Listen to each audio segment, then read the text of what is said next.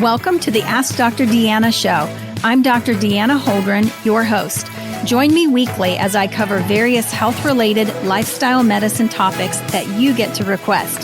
This show is for anyone who wants to proactively improve their health position. I hope you enjoy the show.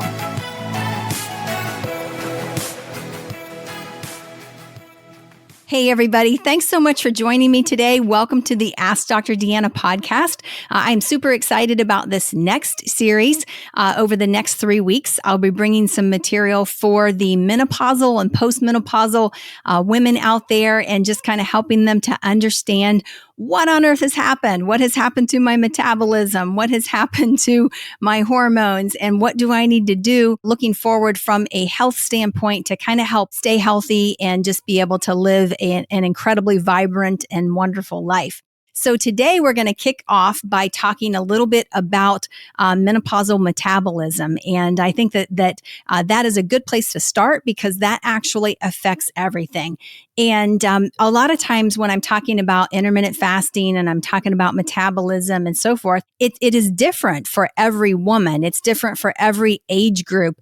And so it's wonderful to me that I can focus in with this group who pretty much, they've gone through menopause. You're, maybe around 50, you could be in your early 40s, but all of a sudden you're recognizing that something has shifted, something has changed. Maybe you're that person who you've always been able to eat whatever you want and you've never had to worry about your weight. And all of a sudden your diet hasn't changed, but you notice that you're having some slight weight gain, maybe 5 pounds a year or whatever it might be. And you just don't like it. You don't like the way you look in your clothes. Things are a little tighter here, a little tighter there. And so what can you do about that? So that's what we're going to delve into today. And unfortunately for that menopausal woman, one of the things that we find is that the metabolism does slow down. And so a lot of times we have got to do some little tricks, some little things that can kind of help wake that up and kind of help support our bodies. And so one of the things is by reducing carbohydrates. And I've known women who, have tried, forever to get that, maybe 20 pounds off and they've not been able to lose it or whatever. And then they reduce their carbohydrate content and bam, they are in the sweet spot and it's working very, very well for them. And, they've been able to lose weight and so forth. So I feel like for that menopausal woman who just, it's not budging, you feel like no matter what you do, it won't budge. For you, it's basically reduce your daily carbohydrate content down to definitely below 50 grams. Some of you will go below 20, no more than 20 grams a day to be able to see that weight loss. Now, when you cut carbs to that point, that means that you're going to make sure that you're eating moderate protein and you're probably going to increase the fat content. So lots of veggies, good clean protein sources, adding some healthy fats into the diet as well. And that is such a difference maker for so many people. The other thing that makes a huge difference for the menopausal woman is basically intermittent fasting. And I know you guys have seen so much information out there, various social media platforms, et cetera, that talk about intermittent fasting as a tool. And I feel like it is especially a great tool for women in this age group. So where I like to start and what I recommend for my patients is you start out with 12 hours. You've got to get down the 12-hour fast, which to me is sort of not really a true fast, but 12 hours, we should all be doing that every night. So, whatever time you ate at the end of the day, mark it, and then do not consume any calories at all for another 12 hours. They always call it breakfast because you are literally breaking your fast.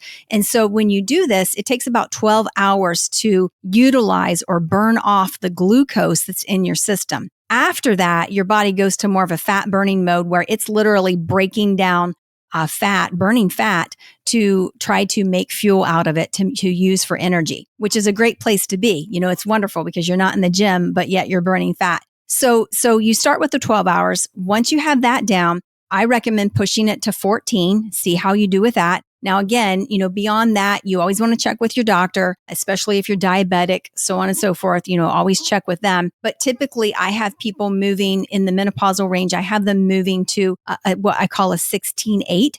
Basically push their fast to 16 hours, and then they're going to consume all of their calories for a day. in that 8-hour window. Okay. So it's a feeding window that's for 8 hours. And, they might only eat 2 meals. They might have, 2 meals and a snack, something like that, but they're going to focus on low carb. So this is something that I've implemented myself. I typically will stop eating around 7:30 in the evening. And then I try to wait and break my fast at around 11:30 each day. And again, what you're doing there is when you go, beyond the 12 hours, you're burning fat, and that can be an incredibly effective tool. We've had people implement just this one thing and see absolutely tremendous results in, their overall health. It has a very positive impact on their lipid panel. So their cholesterol, their triglycerides, all of those sorts of things. They do end up losing weight. And as an added benefit, here's an incredible thing. They see a decrease in some of the symptoms that you might be experiencing as you're going through menopause. Because believe it or not, when we are constantly consuming a lot of carbohydrates, mainly like sugar and grains, things like that, it has an impact on our hormones. So what happens is if I eat a high carbohydrate meal, could be a drive-through food, could be, just something with a bun, French fries, whatever. So high carbohydrate meal, my blood sugar increases. Okay. My body senses that my blood sugar is high, and my pancreas goes to work to bring that blood sugar down. And it does that by producing some insulin.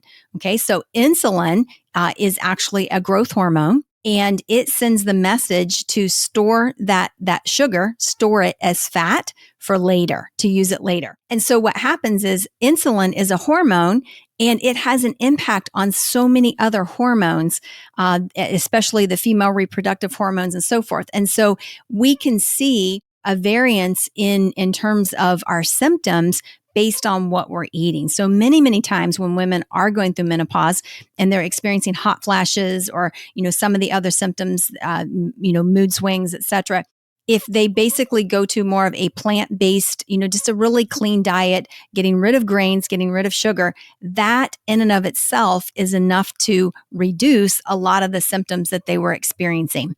So we're going to use intermittent fasting. Okay. We're going to use a lower carb diet because that's really what's going to work for the menopausal woman. And we're basically going to offset or reverse any insulin resistance that we might have going on. Insulin resistance, what is it? You can go back to the beginning and listen to the podcast that I did on insulin resistance for a more in-depth view of what that is, or a more in-depth explanation. But basically, insulin resistance is when, we're eating too many carbohydrates and we have a high level of insulin circulating kind of continuously in our system. Eventually, our cells become less sensitive, to the insulin. It's not an issue. So when you look at type 2 diabetes, what is it? It's insulin resistance. Your pancreas is working and it's making lots of insulin. That's why you're gaining weight, because it's a growth hormone. But what happens is the cells become less sensitive to the insulin. And so then we have this phenomenon of insulin resistance. And for a lot of people, when you look at diabetes, you think pre-diabetes and then there's diabetes. Well, insulin resistance is actually happening even before that pre-diabetes. And so we can have a very positive impact on that whole process just by lowering that carbohydrate content, by implementing some intermittent fasting, and you will feel so much better by doing that as well. So we want to really tackle that, and that will make the difference. So when you hear me talk about this diet or this plan, one of the things that you may have, concluded from it is that, okay, gosh, this sounds a lot like keto. So I want to just share just a little word on that. Keto does work, and you can have what I call sustainable keto, but it is not anything like dirty keto. Okay. So a lot of times people think of keto and they're out there, they're pounding the protein. They're eating tons of bacon. They're eating, processed meats. They're eating all kinds of horrible foods. That is not what I'm talking about at all. So I don't really even like to call it keto. I really like to call it just kind of a grain-free, sugar-free diet where you're not eating the sugar, you're not eating the grains, and because you're not eating those, you are actually going to increase your fat content a little bit, maybe some healthy nuts, some avocado oil. I love putting, organic, organic GMO-free avocado oil, on my vegetables that I'm roasting, for example. It's typically the oil that I would cook with as well. Because it's a very neutral oil and doesn't have, a whole lot of flavor to it or anything. So that's more what I'm talking about. It's healthy. It's sustainable. You can do this. You can continue doing it, for the rest of your life without an issue. So when we look at the weight issue, okay, so one of the things that also comes into play here is that most women, as women, we're supposed to get about half our weight in grams of protein per day. So cut your weight in half, okay, whatever it is, cut it in half. That's about how many grams of protein that you need per day. Most of us are not meeting our protein requirements. Okay. That amount right there would be considered moderate protein. So when you look at the whole diet and where am I getting my calories from? Where am I getting my nutrients from? Oftentimes women are not getting enough protein. They might eat protein once a day and they may end up with 20 grams. Well, that's just not enough, for a 150 pound, individual, for example. So half your weight in protein grams per day would be considered moderate. And again, if you're weightlifting or you're doing something like that, then your protein requirement would be higher. But for most of us, with moderate exercise, that sort of thing, it's 1 gram for, half your weight. So kind of use that as a tool for protein. And then again, when you're looking at fats, just, incorporating those healthy fats can make a difference. Also, it's super, super important that you think about hydration. Okay. We also tend to not drink enough water. And so as we are working through that fast, especially in the morning, when you are trying really hard not to consume any calories because you don't want to break your fast. So you're trying really hard not to consume any calories. It is a great idea to be drinking water. You can squeeze a little lemon in it. There are no calories in that, like a little lemon juice or whatever it is that you want to do, just no calories. That's really the key. And, it's going to help you to feel full. It's going to help with detoxification. After you've gone 12 hours, you're now burning some fat. After you've gone about 14 hours on your fast, there's a process that kicks in called autophagy. And autophagy is just simply a cellular cleansing or a cellular detoxification. Like we actually have a built-in detoxification system that kicks in right around a little after 14 hours, right in that range, somewhere between 14 and 16 hours on your fast. And so to help support that, you want to make sure that you're drinking plenty of good, clean water, which will absolutely make a difference. So what I've experienced is women who are in that menopausal range and who basically start following a 16-8 intermittent fasting, they reduce their carbohydrate content. They're mindful, of, their activity, their exercise, all of that. They're getting plenty of water. They're eating moderate protein. They make all these little tweaks which are absolutely sustainable. Okay. You'll be able to do this for the long haul. This style of eating, lots of great veggies, wonderful things from the garden, as well as the moderate protein and your good healthy fats. And what I found is that women who do this, they tend to feel so much better. Their hormones are more in balance and it helps them in terms of getting through menopause without all of the symptoms that we typically see or that we typically hear about.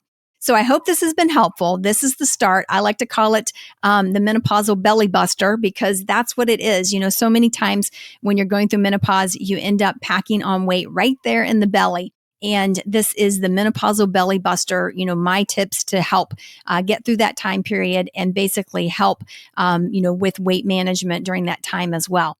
Next week, we are going to talk about hormones. We're going to talk about menopausal hormones. And, it might get a little crazy there because I know for so many of you who have experienced this, maybe things do get a little out of control in life during that time. So we're going to talk about menopausal hormones. And then we're going to finish up the series at the end. We're going to talk about bone health and some other things that women of a menopausal age kind of need to be thinking about in order to stay healthy for the next 25, 30 years after menopause. So thanks so much for joining me, everybody. Have a great day.